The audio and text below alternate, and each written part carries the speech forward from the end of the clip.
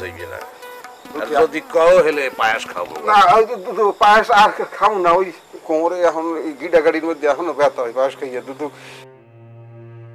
মঞ্চ এবং টেলিভিশন জগতে তিনি ছিলেন পরিচিত মুখ, সবার প্রিয় রুমি ভাই। অভিনয় নিয়ে ব্যস্ত ছিলেন। মাসখানেক আগে হঠাৎ করেই তার শরীরে ক্যান্সার ধরা পড়ে। এরপর ভারতে চিকিৎসা নিতে যান। সেখান থেকে দেশে ফিরে রাজধানীর একটি হাসপাতালে চিকিৎসা নিচ্ছিলেন।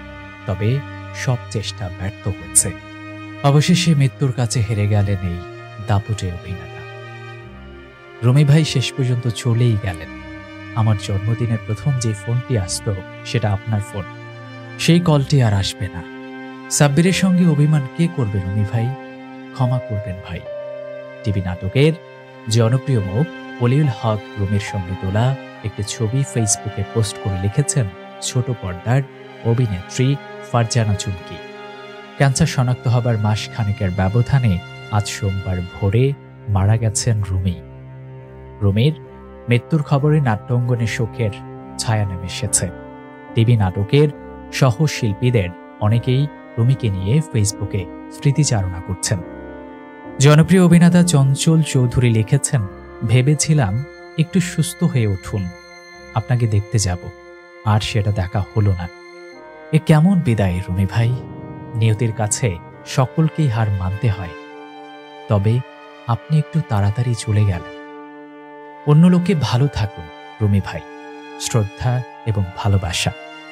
আরেক অভিনেতা আরিফিন শুভ লিখেছেন, রুমি ভাই আপনি বেঁচে থাকবেন আমাদের হৃদয়ে, মনে, প্রাণে।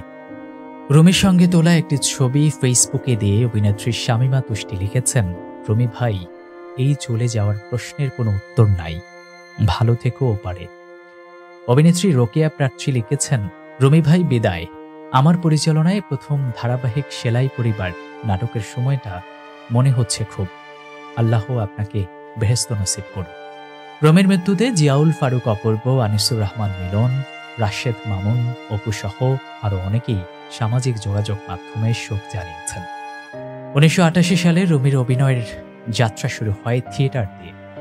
বেইলি রোডের এখনো কৃতদাস নাটকের মধ্য দিয়ে। একই বছর কোন কাকুনের ফুল নাটকের মাধ্যমে ছোট পর্দায় অভিষেক হয় তার। বর্তমানে তার অভিনীত বকুলপুর নামের একটি জনপ্রিয় ধারাবাহিক নাটক দীপ্ত টেলিভিশনে প্রচার হচ্ছে। টেলিভিশনের পাশাপাশি অভিনয় করেছেন সিনেমাতেও। 2009 সালে দরিয়া পাড়ের দৌলতি চলচ্চিত্রে প্রথম অভিনয় করেন রুমি। বরগুনায় জন্ম। রুমি বরিশালের আঞ্চলিক ভাষায় বেশ জনপ্রিয়তা অর্জন করেন। এই ভাষাতেই তিনি দর্শকের মন জুগিয়েছেন, কাঁদিয়েছেন। মিডিয়া নিউজ 24-এর পক্ষ থেকে রুমি ভাইয়ের বিদায়ী আত্মার মাগফিরাত কামনা করছি।